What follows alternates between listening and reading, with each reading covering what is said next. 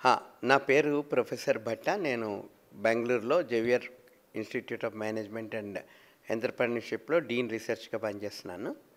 ఈరోజు నన్ను ఈ ప్రోగ్రామ్‌కి ఇన్వైట్ చేసిన కారణం ఏంటంటే, మన రాష్ట్ర ప్రభుత్వం గత 4 ఏళ్లుగా ఎన్నో మహత్తరమైన కార్యాలు ప్రత్యేకంగా యువతని ఎంపవర్ చేయడానికి, వాళ్ళకి ఒక రకమైన మార్గనిర్దేశనం చేయడానికి, తర్వాత వాళ్ళని సరైన ఉద్యోగానికి సరైనట్లుగా ఉద్యోగానికి తగిన అవకాశం కలిగేటట్లుగా వాళ్ళని తీర్చిదిద్దడానికి తీసుకున్న చాలా చాలా స్కీమ్స్ ఉపయోగపడుతున్నా చాలామందికి దాని గురించి పూర్తిగా తెలియకపోవడం మూలాని దాని పూర్తి అవకాశాలు అందరికీ అందట్లేదు. అవి ఈ కాలం యువతకి ఎంత ఎక్కువ చెప్తే వాళ్ళు దాన్ని అంత ఎక్కువగా వాడుకుని రాష్ట్ర ఆర్థిక వ్యవస్థని అంత ముందుకు తీసుకొస్తారని ఆ ఉద్దేశంతో ఇలాంటి కార్యక్రమాలు పెట్టడం జరిగింది.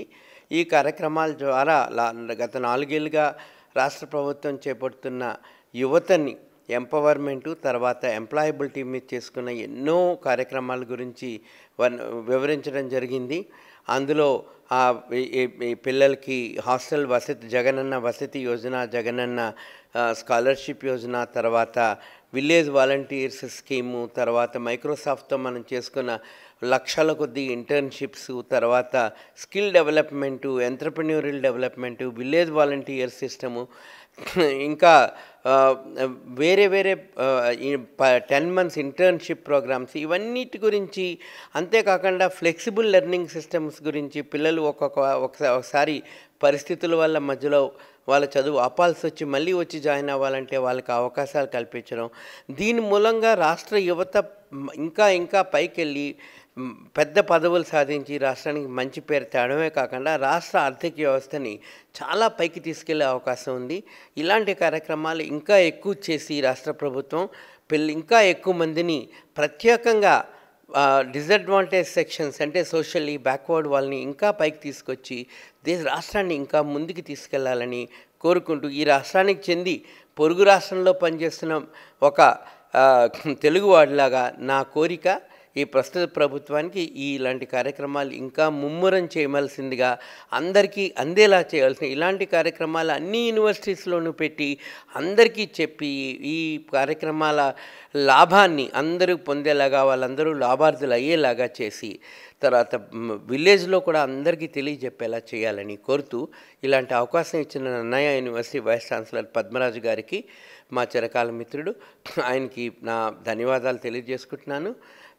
రాష్ట్ర ప్రభుత్వాన్ని కూడా నా రాష్ట్రానికి ఇంత కృషి చేస్తున్నందుకు నా ధన్యవాదాలు తెలుపుకుంటూ ఇంతటితో ముగిస్తున్నాను. నమస్కారం అండి. నా పేరు ప్రొఫెసర్ లోకానంద రెడ్డి ఐరాల.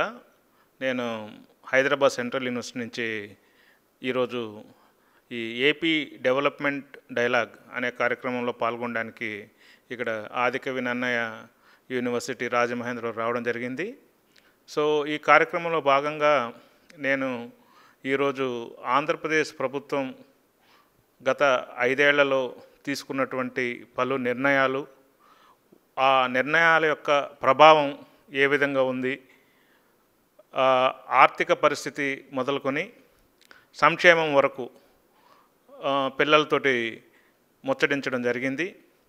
ఈ డిస్కషన్లో భాగంగా నేను కొంత పరిశోధన చేసి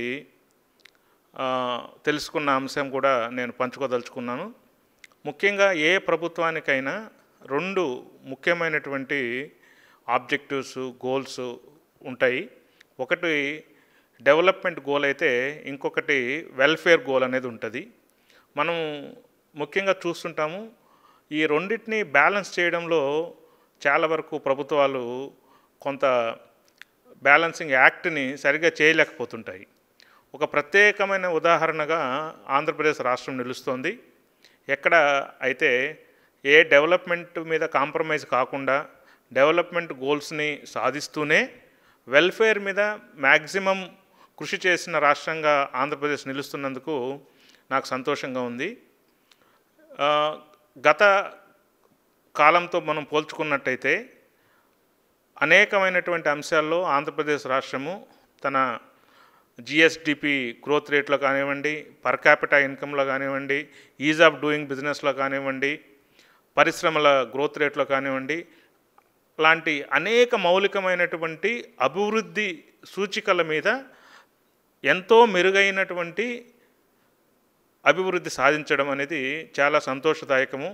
ఎక్కడో 18 పొజిషన్లో ఉన్న రాష్ట్రము గత 5 ఏళ్లలో 1-2 పొజిషన్లకు చేర్చుకోవడము చాలా ముదావహము.